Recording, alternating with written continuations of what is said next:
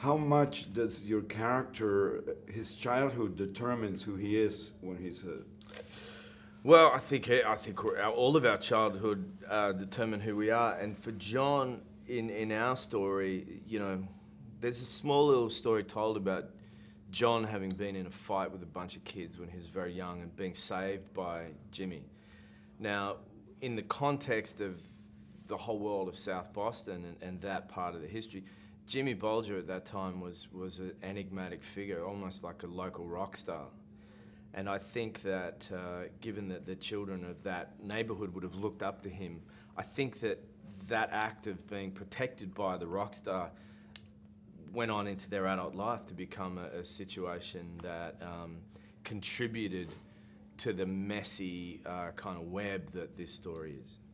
I love the fact that there are rules, but they're based on honor, and you can also betray, but there are certain rules that you cannot, otherwise you get killed, which is very mafiosi. But also I like the fact that the political structure, the FBI, is part of the whole thing, so it's a complicated story.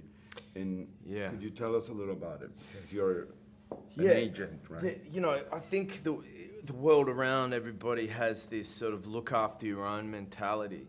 And there seemed to be a really intensified version of that in South Boston.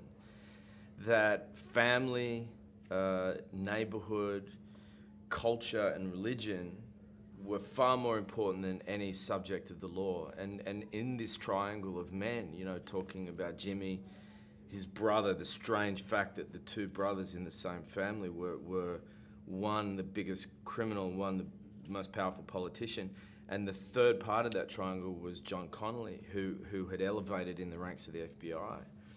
You know, and yet whatever roles they played in their separate careers, what was most important was that they were from South Boston and that they knew each other, and that loyalty trumped everything else.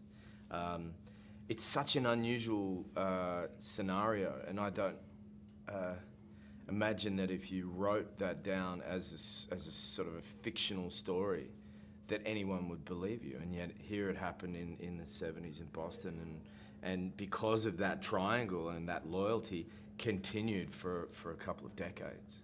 Can I ask you a superficial question?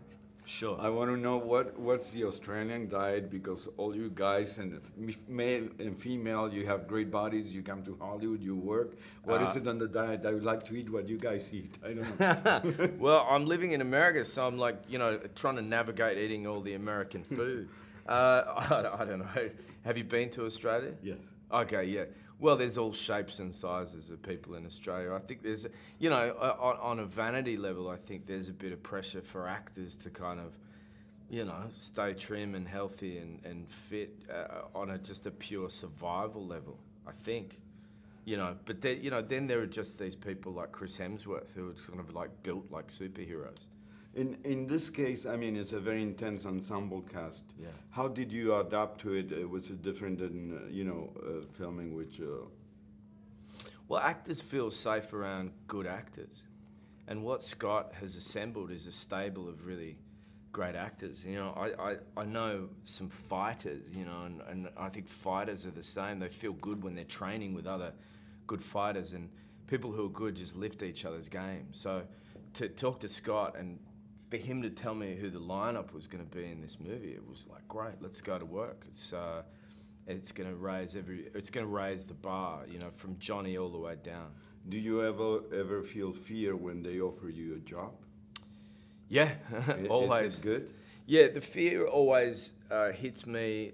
Like right now, I'm feeling a lot of fear. I'm about to start work on a job on Wednesday. I always get nervous the sort of first few weeks leading up, but it's like a good anxiety leading up to the beginning of, it's like starting a race. It's like self-respect. It's like giving 200%. Yeah. And if you don't feel, you know, people say if you don't feel that nerves, why do the job? And generally, I think the reason to do a film or, you know, tell a story is if you're learning something new, or if you're trying something new, or you're trying to elicit something new from yourself. And that creates an anxiety because it sets you up for failure, but then you just got to protect yourself.